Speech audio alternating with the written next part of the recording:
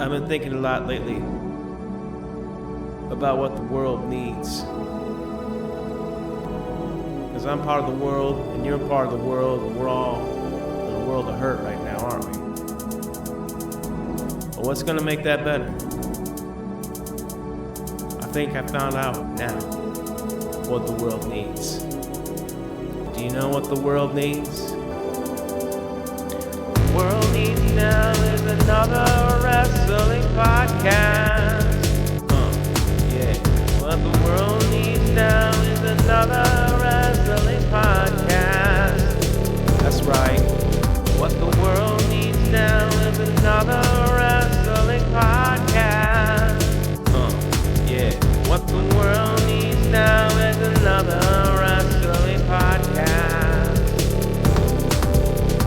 It's WTWNNIAWP for short. That's WTWNNIAWP for short.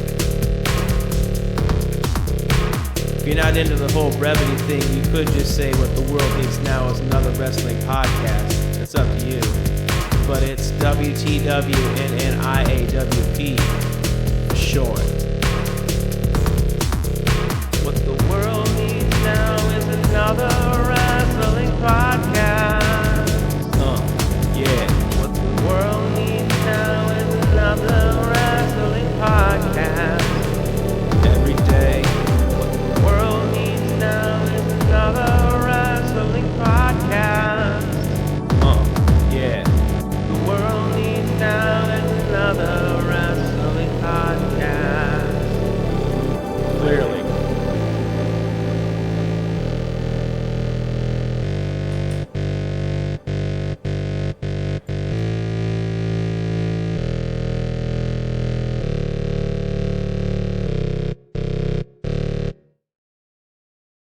Hi everybody, welcome back to the relaunch of What the World Needs Now is Another Wrestling Podcast, or WTWNNIAWP for short.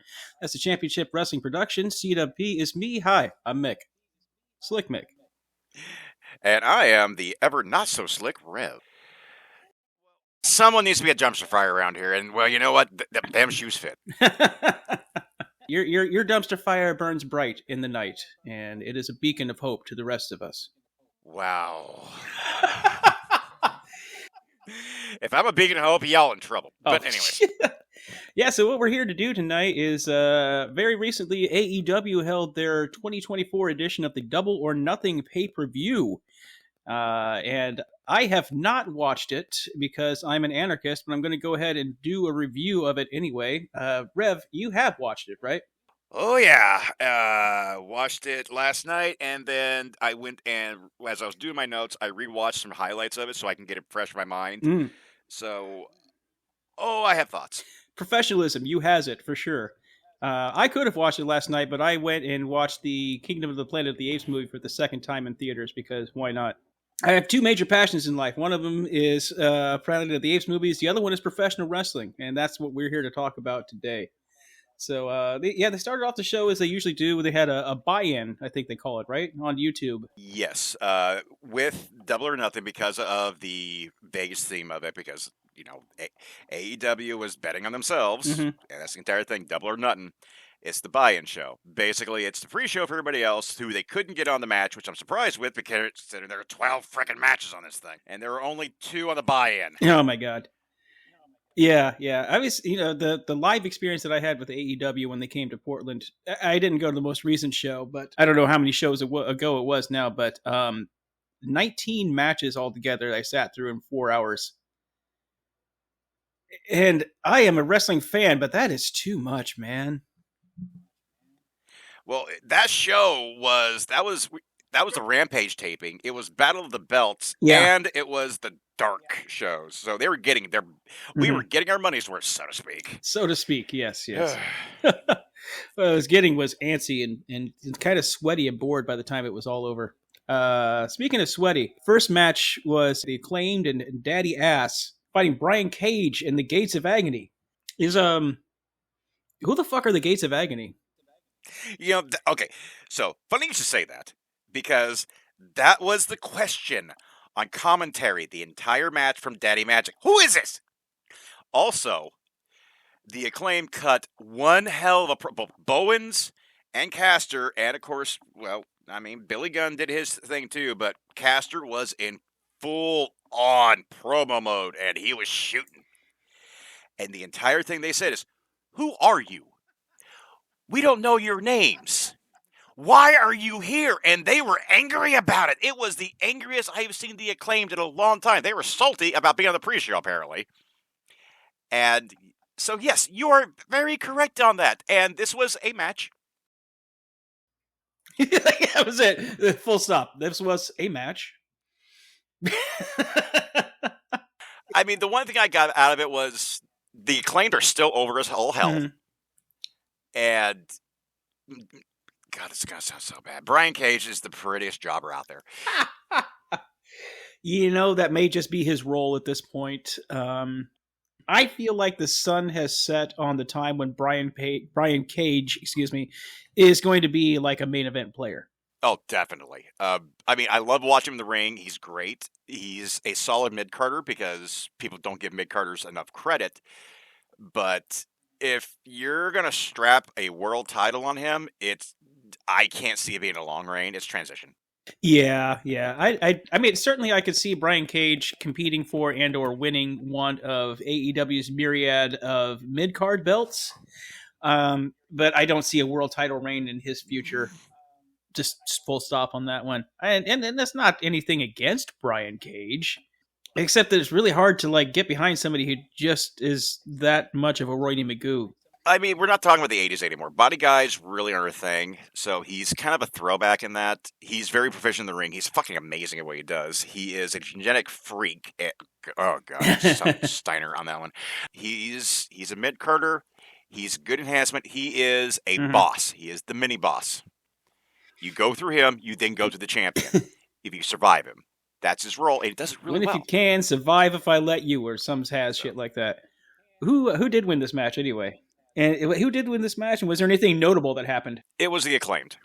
Something notable did happen, but not in a good way. There was at least one botch. Nothing major, enough that I noticed it and went going, okay, you can play that off. But other than that, it was just the Acclaimed were angry. The gates, or as they call it, the cage of agony, was very big men. And in fact, again, the last thing I'll say about this is when they ask, who are these guys? And Tony Schiavone goes, it's simple. They're big guys. That's who they are. They are large and muscular people. No one knows their names. It doesn't matter. They are large and muscular. The senior citizen and his two urban friends took on the king of the jobbers and large muscly dudes. And it ends up that the senior citizen came out on top today. Actually, I do think Gunn got the pin. That's how much I remember. Next. All right, so then we had a women's match, Thunder Rosa versus Deonna Purrazzo. First surprise for me was that Deonna Purrazzo is an AEW contracted talent now. I'd totally forgotten about that. And I've been out of the loop so long that I was like, oh yeah, Thunder Rosa's back wrestling again. She still paint half the face, or is she doing the whole face paint now? Or no paint? Tonight, or last night, or well, Sunday night. What is today? I can't remember. What is time anyway? Whenever this gets uploaded. Yeah. She did that night. She did full face. Okay. She also. I'm going to feel really bad about this because I didn't make a note of it, mostly because I also do not watch the news anymore, just because I like my mental health where it is. But it was in memorandum of a school shooting. So, welcome to America. Shit. Yeah. This is America. Yep. Yeah. But moving on to happier subjects about two women beating the living tar out of each other. Yes. This actually was good. I felt it was slow at points, which is more for Purrazzo's style, but it hard hitting. You have both these women who have somewhat of a shooter background and or reputation. Deonna Purrazzo being one of the greatest current techers out there, and I will put her up against Danielson and Zack Sabre Jr. as well. Now, that is a bold statement. Now, I would say she's better, but she's in that bracket. and she's getting better. And this one was good. It wasn't the best match I've seen from either one of them, but it was kind of cool how they're moving along this feud. It started off as a belt thing, now it's turning into the personal thing, and with a bit of a Purrazzo heel, or maybe not a full heel turn, but they're shining around it. She's gone tweener. Oh yeah, mostly the whole "you can't beat me" and I'm going to prove it one way or another. So this could be fun. I do like it when a feud is built around that kind of not necessarily a personal issue, but more like a I just believe I'm the better competitor than as compared to you, and so like you beating me is personally offensive to me, and I will keep fighting you until I can fucking beat you because you can't you shouldn't be able to beat me. This wounds my pride. Right, and some of the best feuds were built on that, regardless whether a belt was on the line or not. It was all about what these people put in there, and I will say that both Rosa and Diana, they told the story.